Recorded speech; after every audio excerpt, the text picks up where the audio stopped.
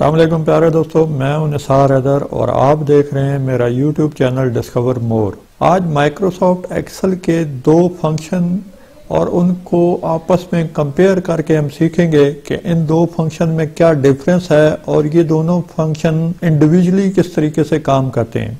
ये function count और count ए हैं। आप कॉलम ए में मेंशन कुछ डाटा देख रहे हैं। तकरीबन 10 लाइंस में ये डाटा मुश्तमिल है, यानी इन 10 लाइंस में, इन 10 सेल्स में ये फिगर्स लिखे हुए हैं। अब हम काउंट का फंक्शन इस्तेमाल करते हैं। जैसा कि लफ्ज से ये जाहिर है कि काउंट गिनने के लिए यानी काउंटिंग के लिए यूज होता है, लेकिन ये किस तरीके से इस्तेमाल करते हैं इसे हम स्क्रीन पर देखने जा रहे हैं। इज इक्वल टू काउंट हमने लिखा, उसके बाद ब्रैकेट लिखा और फिर हमने अपने डाटा की रेंज ले ली। डाटा की रेंज लेने के बाद यानी उस डाटा को सिलेक्शन करने के बाद हमने जब ब्रैकेट को क्लोज किया तो एक फिगर अपीयर हुआ 10, यानी ये जो सेल्स हैं इन सेल्स की तादाद या हमारे डाटा की तादाद 10 है।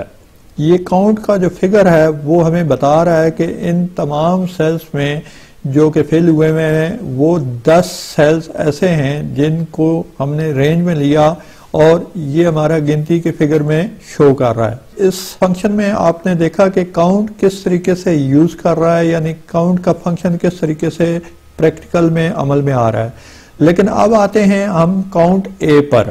कॉलम डी में हम दोबारा काउंट ए का फंक्शन यूज करते हैं। इज इक्वल टू काउंट और ए लिखकर ब्रैकेट इस्तेमाल किया। उसके बाद हमने अपने डाटा की रेंज ले ली। डाटा की रेंज लेने के बाद हमने ब्रैकेट को क्लोज किया।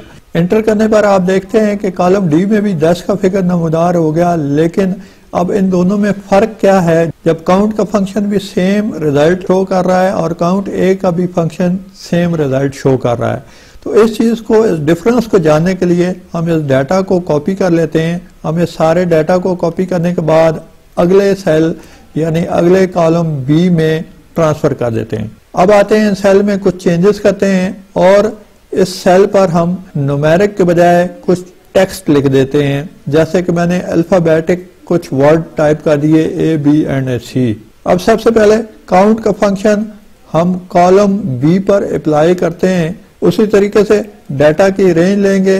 काउंट लिखकर हमने ब्रैकेट शुरू किया और डाटा की रेंज ले ली और ब्रैकेट को क्लोज किया। एंटर करने पर आप देख रहे हैं कि इसमें मौजूद 7 का फिगर शो हो रहा है। 7 का फिगर इसलिए शो हो रहा है कि इस डाटा में मौजूद सिर्फ न्यूमेरिक नंबर्स काउंट हुए और अल्फाबेटिक को उसने इग्नोर कर दिया। जबकि इसी डाटा पे अगर हम काउंट ए का फंक्शन यूज करें तो आप रिजल्ट कुछ मुख्तलिफ देखेंगे।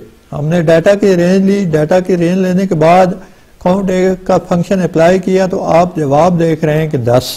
तो ये मेन डिफरेंस है इन दो फंक्शंस में कि काउंट का जो फंक्शन है वो न्यूमेरिक्स को ही सिर्फ काउंट करेगा और अल्फाबेटिक को इग्नोर कर देगा, लेकिन काउंट ए का फंक्शन आपके अल्फाबेटिक को भी काउंट करेगा और उसको गिनेगा, यानी जो भी सेल आपका फिल्ड है उसको उसने काउंट कर लिया। तो इस तरीके से आपने जाना कि काउंट और काउंट ए का फंक्शन किस तरीके से काम करते हैं और इन दोनों में आपस में डिफरेंस क्या है।